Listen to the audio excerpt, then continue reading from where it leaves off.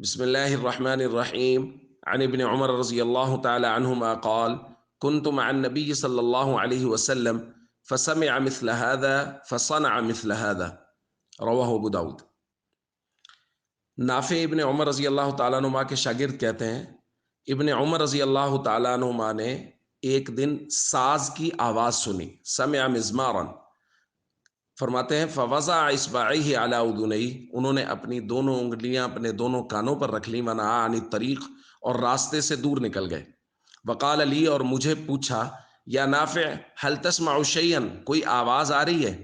میں نے کہا لا، کوئی آواز نہیں آ رہی، یعنی اشارہ کیا تو انہوں نے اشارے سے سمجھ لیا اب کوئی آواز نہیں آ رہی۔ فرفع اصبعیہ من اذنیہ، تو انہوں نے اپنی دونوں انگلیاں اپنے کانوں سے ہٹائیں، اور اس کے بعد یہ بات ارشاد فرمائی جو ہم نے عبارت میں پڑھی، کنت مع النبی صلی اللہ علیہ وسلم، کہ میں حضور علیہ الصلوۃ والسلام کے ساتھ تھا، فسمع مثل هذا، اس طرح کی آواز حضور علیہ الصلوۃ والسلام کے کانوں تک پہنچی، فصنع مثل هذا، تو حضور علیہ الصلوۃ والسلام نے یہی عمل کیا کہ حضور نے بھی اپنی انگلیاں اپنے کانوں پر رکھ لیں۔ دوستو، موسیقی یا ساز، گانے بجانے کے آلات، نبی کریم صلی اللہ علیہ وسلم نے امت کو اس سے نفرت سکھائی ہے، اور صحابہ کرام نے نبی کریم صلی اللہ علیہ وسلم سے یہ نفرت سیکھی ہے۔ ہمارے یہاں، ہمارے معاشرے میں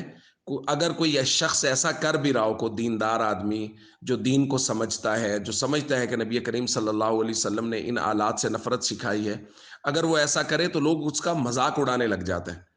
تو اس لیے ہم سب کو چاہیے نبی پاک صلی اللہ علیہ وسلم کے طریقے کے مطابق زندگی گزاریں، اور یہ جو موسیقی ہے، گانے بجانے کے آلات ہیں، ان سے پرہیز کریں۔ جس طرح سوشل میڈیا عام ہوا ہے، اس طرح کی چیزیں عام ہوئی ہیں، تو یہ چیزیں بے حد عام ہو گئی ہیں، اس لیے کوشش کریں جتنا ان سے بچ سکتے ہیں بچیں، اپنے کانوں کی حفاظت کریں، کانوں میں کوئی غیر شرعی آواز وہ کانوں تک نہ پہنچے، کیونکہ اس کو روح کی غذا کہہ کے ہمارے معاشرے میں جو بگاڑ پیدا کر دیا گیا ہے وہ ناقابل تلافی ہے۔ اس لیے ہمارے نوجوانوں کو چاہیے، جیسے میں نے کل بھی درخواست کی تھی، اسٹیٹس وغیرہ لگاتے ہوئے عام حالات میں موسیقی سے، گانے بجانے کے آلات سے بہت زیادہ دور رہیں۔